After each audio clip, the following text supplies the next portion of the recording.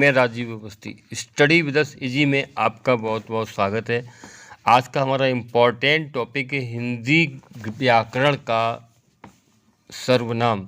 इससे पहले हमने एक वीडियो बनाया था, उसमें आपको हिंदी व्याकरण का एक भाग था संज्ञा, 2 पार्ट में वो वीडियो थी। उसका लिंक इस वीडियो के डिस्क्रिप्शन में दे रहा हूँ।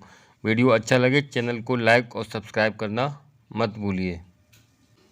आज का जो हमारा टॉपिक है वो है सर्वनाम। सर्वनाम जिन शब्दों का प्रयोग संज्ञा अर्थात किसी व्यक्ति, वस्तु, स्थान आदि के नाम के बदले होता है उसे सर्वनाम कहते हैं। इसको हम डिटेल में भी आपको बताएंगे। सर्वनाम, सबसे पहले तो हम ये बताते हैं कि सर्वनाम आपके सामने एक शब्द दिया गया है, ये 2 शब्दों से मिलकर के बनता है, सर्व और नाम। सभी का जो नाम होता है उसे सर्वनाम कहते हैं। जैसे आपको नाउन संज्ञा में बताया गया था, व्यक्तिवाचक संज्ञा, जातिवाचक संज्ञा, भाववाचक संज्ञा। जिस तरह से एक बहुत ही सरल उदाहरण हम आपके सामने प्रस्तुत करते हैं। उदाहरण के लिए आपके सम्मुख कुछ चीज़ें रखी हुई हैं, तो आप उन सभी का नाम न लेकर के वहाँ पर आप एक संकेत का प्रयोग करेंगे, वे। इस तरह से कुछ व्यक्ति किसी विशेष स्थान पर खड़े हुए, उनके विभिन्न नाम हैं, तो हम उनको वे कह करके या वह कह करके संबोधित करेंगे। तो ये जो नाम है सर्वनाम है।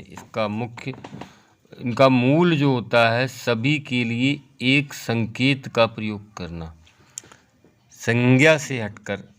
परिभाषा में भी यही बात कहा गया है कि वह शब्द जो संज्ञा के बदले में आए उसे सर्वनाम कहते हैं। जैसे मैं, तुम, हम, वह, आप, उसका, उसकी, मेरा, तुम्हारा, इस तरह के जो शब्द हैं, वह, ये, वे, वह शब्द जो संज्ञा के बदले में आए उसे सर्वनाम कहते हैं। जैसे मैं, तुम, वह, आप, उसकी आदि। अब हम चर्चा करते हैं सर्वनाम के भेद। संज्ञा की तरह सर्वनाम के भी 6 भेद होते हैं, यानी कि 6 प्रकार होते हैं। पहला है पुरुषवाचक, दूसरा है निश्चयवाचक, तीसरा है अनिश्चयवाचक सर्वनाम, चौथा है संबंधवाचक सर्वनाम, 5वां है प्रश्नवाचक सर्वनाम और छठा है निजवाचक सर्वनाम। अब हम आपको सभी के बारे में अलग अलग विशेष रूप से अलग जानकारी देंगे और वीडियो के अंत में एक क्विज भी आपको करने के लिए दी जाएगी, जिससे कि आपको जो ज्ञान है, आपका जो ज्ञान परिपक्व हो जाएगा। इस तरह के परीक्षा में प्रश्न बहुत अधिक पूछे जाते हैं। हिंदी व्याकरण का ये बहुत ही इम्पोर्टेंट टॉपिक है सर्वनाम। हिंदी के मूल सर्वनाम 11 हैं।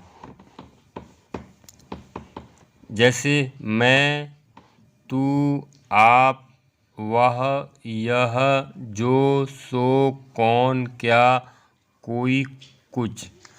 प्रयोग की दृष्टि से सर्वनाम 6 होते हैं, जिनके नाम हम आपको बता चुके हैं। पहला है पुरुषवाचक सर्वनाम, दूसरा है निश्चयवाचक, तीसरा अनिश्चयवाचक, संबंधवाचक, प्रश्नवाचक और निजवाचक। तो ये आपके 6 सर्वनाम हो गए। जैसे पुरुषवाचक के कुछ उदाहरण हैं, मैं, तू, वह और मैंने।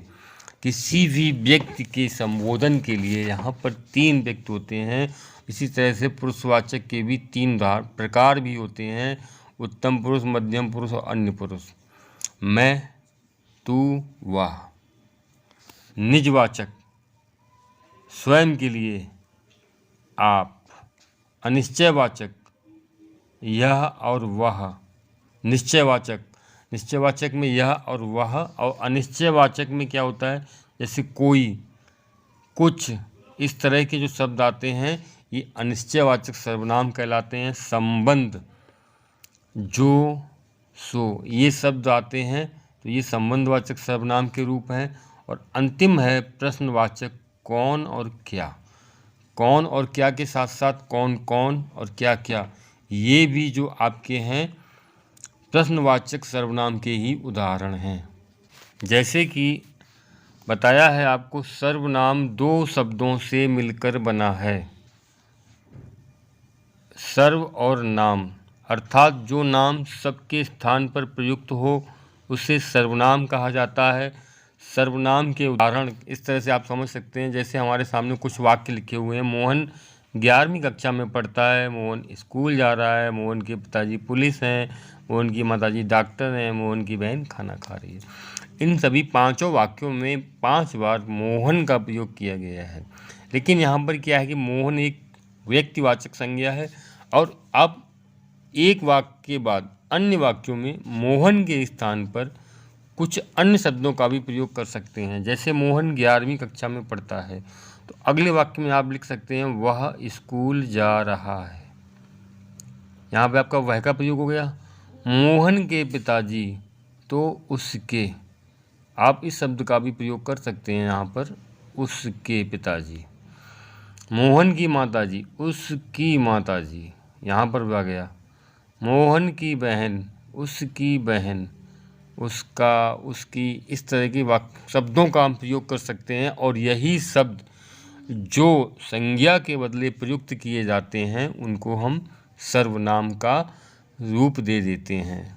चलिए अब हम विभिन्न प्रकार के सर्वनाम पढ़ेंगे। जैसे कि पहला है हमारा पुरुषवाचक सर्वनाम।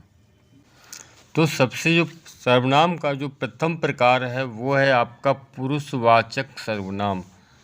देखिए, जो सर्वनाम वक्ता, श्रोता तथा किसी अन्य के लिए प्रयुक्त होता है उसे पुरुषवाचक सर्वनाम कहते हैं। जैसे मैं, तू, वह आदि। तो ये आपका हो गया पुरुषवाचक सर्वनाम। जिन सर्वनाम का प्रयोग, इसकी दूसरी परिभाषा भी है, जिन सर्वनाम का प्रयोग वक्ता यानी बोलने वाले, श्रोता यानी सुनने वाले या अन्य के लिए किया जाता है वह पुरुषवाचक कहलाते हैं। उदाहरण आपको बता दिए, मैं, तू और वह। यहाँ पर आपको बता दें पुरुषवाचक सर्वनाम के भी 3 भेद होते हैं। पुरुषवाचक सर्वनाम के जो भेद हैं वो 3 कौन कौन से हैं? एक तो होता है उत्तम पुरुष। कौन सा? उत्तम पुरुष। वक्ता जिन शब्दों का प्रयोग अपने स्वयं के लिए करता है उन्हें उत्तम पुरुष कहते हैं। जैसे मैं, हम, मुझे, मैंने, हमें, मेरा, मुझको आदि। ये पुरुषवाचक सर्वनाम का ही एक प्रकार है। मध्यम पुरुष श्रोता, सुनने वाला। इसमें क्या होता है, श्रोता संवाद करते समय जिन सर्वनाम शब्दों का प्रयोग करता है उसे मध्यम पुरुष कहते हैं। जैसे तू, तुम, तुमको, तुझे, आप, आपको, आपके आदि। ये तो आपका हो गया मध्यम पुरुष। अब अंतिम जो है वो है आपका अन्य पुरुष, यानी कि वक्ता श्रोता से हटकर जो भी अतिरिक्त है वो अन्य पुरुष में आता है। ये सब पुरुषवाचक सर्वनाम के भेद हैं। जिस सर्वनाम शब्दों के प्रयोग से वक्ता और श्रोता का संबंध न होकर किसी अन्य का संबोधन प्रतीत हो वह शब्द अन्य पुरुष कहलाता है। जैसे वह, यह, उन, उनको, उनसे, उन्हें, इन्हें, इसके, इसने, इस तरह के शब्द जो यहाँ पर प्रयोग होते हैं वो पुरुषवाचक होते हैं। और पुरुषवाचक के भी आपको 3 भेद बता दिए। पहला भेद आपका उत्तम पुरुष, मध्यम पुरुष और अन्य पुरुष। पुरुषवाचक प्रथम प्रकार का हो गया। अब द्वितीय प्रकार का होता है निश्चयवाचक, जिसका दूसरा नाम संकेतवाचक भी है। तो प्रथम आपका पुरुषवाचक, दूसरा निश्चयवाचक सर्वनाम। चलिए इस पर चर्चा करते हैं। जो सर्वनाम निकट या दूर की किसी वस्तु की ओर संकेत करें उसे निश्चयवाचक सर्वनाम कहते हैं। जैसे यह लड़की है और वह पुस्तक है, ये हिरन है, वे बाहर गए हैं। इन वाक्यों में क्या लिखा है? जैसे यह मेरी पुस्तक है, तो यह सर्वनाम है, कौन सा? निश्चयवाचक। वह माधव की गाय है, यहाँ पर वह शब्द जो है लाल रंग में आपको दिखाया गया है, तो ये क्या है? राम के भाई हैं वह। यहाँ पर वह शब्द जो है निश्चयवाचक या संकेतवाचक, इससे संकेत भी मिलता है नज़दीक है या दूर है। ये मुख्य संकेतवाचक ही इसका नाम होना चाहिए। वैसे ये निश्चयवाचक भी इसको कहते हैं। तो यह, वह, ये, वे, इन तरह के शब्दों को निश्चयवाचक या संकेतवाचक सर्वनाम कहते हैं। निश्चयवाचक और पुरुषवाचक में अंतर व समानता देखिए क्या है। राम मेरा मित्र है, वह दिल्ली में रहता है, ये पुरुषवाचक हो गया। यह मेरी गाड़ी है, वह राम की गाड़ी है, ये आपका निश्चयवाचक यानी कि संकेतवाचक हो जाता है। तो आपके दो प्रकार हो गए, पुरुषवाचक, निश्चयवाचक। अगला है तीसरा, प्रथम पुरुष, दूसरा निश्चय, तीसरा अनिश्चयवाचक सर्वनाम।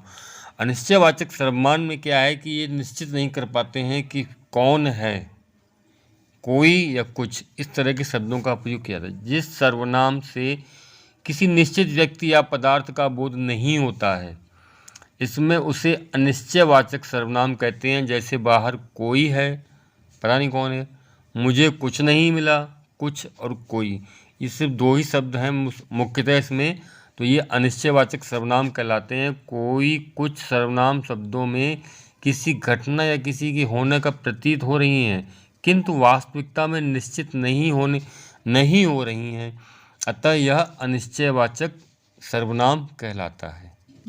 चौथा जो है हमारा वो है संबंधवाचक। संबंधवाचक में क्या है, जो सर्वनाम किसी दूसरी संज्ञा या सर्वनाम से संबंध दिखाने के लिए प्रयुक्त हों, उसे संबंधवाचक सर्वनाम कहते हैं। जैसे जो करेगा सो भरेगा, यहाँ पर जो और सो शब्द जो हैं संबंधवाचक, क्योंकि ये बताते हैं जो करेगा वही भरेगा। तो जो और सो संबंध।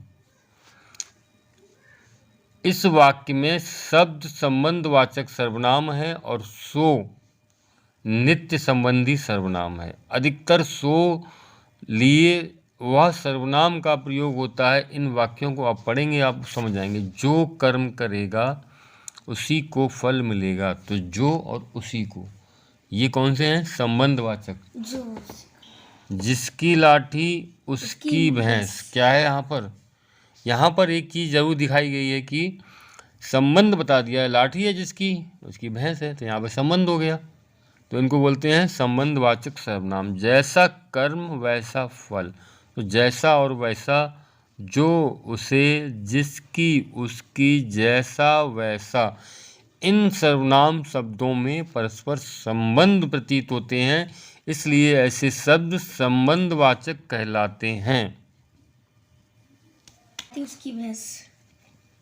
प्रश्नवाचक सर्वनाम। अगला जो है आपका क्या है, प्रश्नवाचक सर्वनाम। जैसा कि आप नाम से समझ सकते हैं, यहाँ पर प्रश्न पूछने के लिए जिस शब्द का प्रयोग किया जाता है उसको प्रश्नवाचक सर्वनाम कहते हैं। जिस सर्वनाम से किसी प्रश्न का बोध होता है उसे प्रश्नवाचक सर्वनाम कहते हैं। जैसे तुम कौन हो, तो यहाँ पे कौन शब्द है प्रश्नवाचक। तुम्हें क्या चाहिए, इन वाक्यों में कौन और क्या शब्द प्रश्नवाचक सर्वनाम है। कौन शब्द का प्रयोग प्राणियों के लिए और क्या का प्रयोग जड़ पदार्थों के लिए होता है, जड़ पदार्थ यानी निर्जीव पदार्थों के लिए, और कौन शब्द सजीव पदार्थों के लिए, सजीवों के लिए। जैसे आप तुम क्या कर रहे हो, क्या राम पास हो गया, मास्टर जी का क्या नाम है, ये जो लाल रंग से लिखे हुए शब्द हैं ये सभी प्रश्नवाचक सर्वनाम के उदाहरण हैं। यहाँ कौन खड़ा है और यह काम कैसे हुआ है, क्या, कौन, कैसे, ये सभी शब्द जो हैं प्रश्नवाचक सर्वनाम, यानी कि आपके 6 प्रकार में से 5 प्रकार पूरे हो चुके हैं। अगला, अब हम अंतिम पर चर्चा करते हैं। जो अगला है हमारा वो है निजवाचक सर्वनाम। जो सर्वनाम तीनों पुरुषों में निजत्व का बोध कराता है, अपनेपन का बोध कराता है, उसे निजवाचक सर्वनाम कहते हैं। जैसे मैं खुद लिख लूँगा, तुम अपने आप चले जाना, वह स्वयं गाड़ी चला सकती है। उपयुक्त वाक्यों में अपना, मैं अपना कार्य, यहाँ पे अपना शब्द निजवाचक है। निज यानी प्राइवेट। मेरी माता भोजन अपने आप बनाती है। मैं अपनी गाड़ी, गाड़ी पर अधिकार हो गया ना, मेरी गाड़ी, अपनी गाड़ी।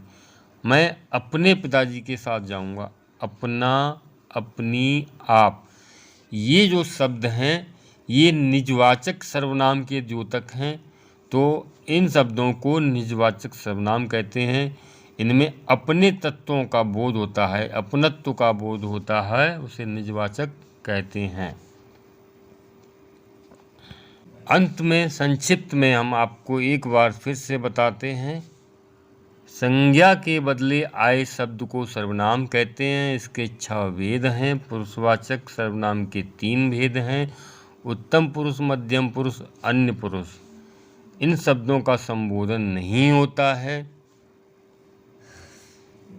तो आपका हो गया पुरुषवाचक, दूसरा आपका हो गया निश्चयवाचक, निश्चयवाचक में निकटवर्ती, दूरवर्ती।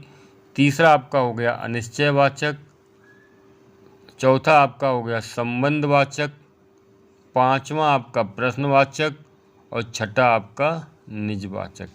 ये जो उदाहरण है, यहाँ, यह यहाँ, वह वहाँ, कोई कुछ, जो सो उसे उसकी, कौन क्या, आप अपना, ये सभी संबंध, ये सब सर्वनाम के उदाहरण हैं।